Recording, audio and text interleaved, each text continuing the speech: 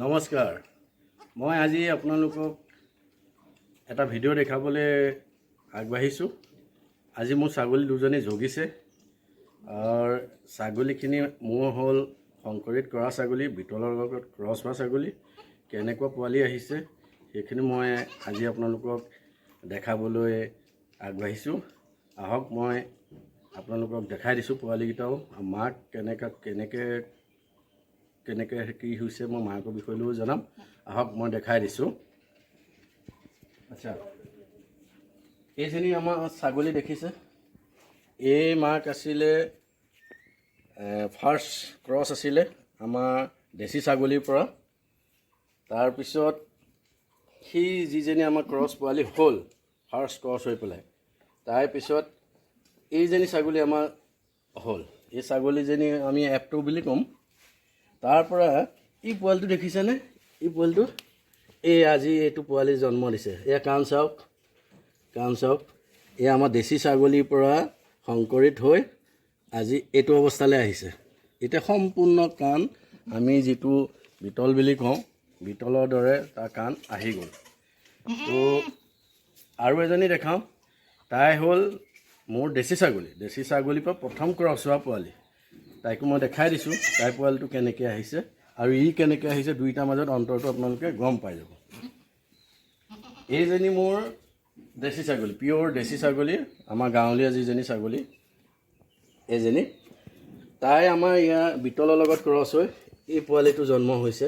চাওক তাৰ কাণখন কিমান, আৰু ইয়াৰ আগত দেখাই যোৱা পোৱালিটোৰ কাণখন কিমান লম্বা। তো ইয়াতে আপোনালোকে অন্তৰ পাব। ইও ধুনীয়া আহিছে গ্ৰোথ। আৰু নেক্সট এইটো যিটো পোৱালিটো, সেইটো যিটো দেখালোঁ, সেইটো ইয়াত আহিছে কাণ সম্পূৰ্ণ তললৈ পৰি গৈছে কাণ।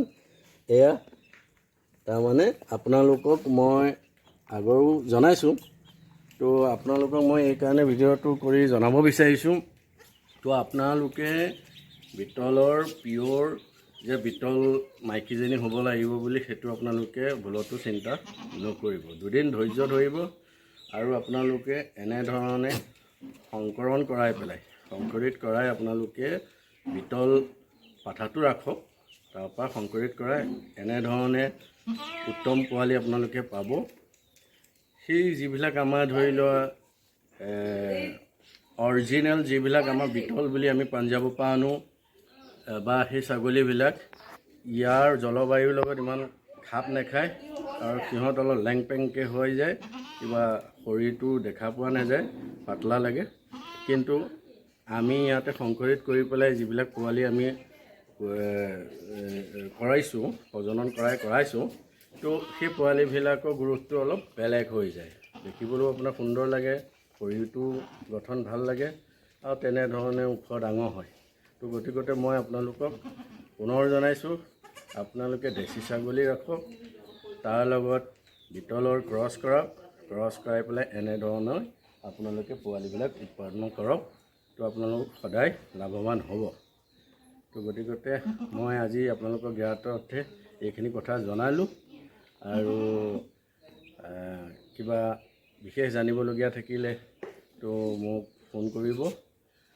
কাৰণ হোৱাটছআপ নম্বৰো আছে, হোৱাটছআপত দিয়ে, কিন্তু মই অলপ ব্যস্ত থাকোঁ। হোৱাটছআপৰ মানে ধৰি লওক চাবলৈ কেতিয়াবা থাকি যায় বা চালেও পটককেইটা উত্তৰটো ৰিপ্লাই দিয়া নাযায়, কাৰণ মই ব্যস্ততাটো বহুত থাকোঁ।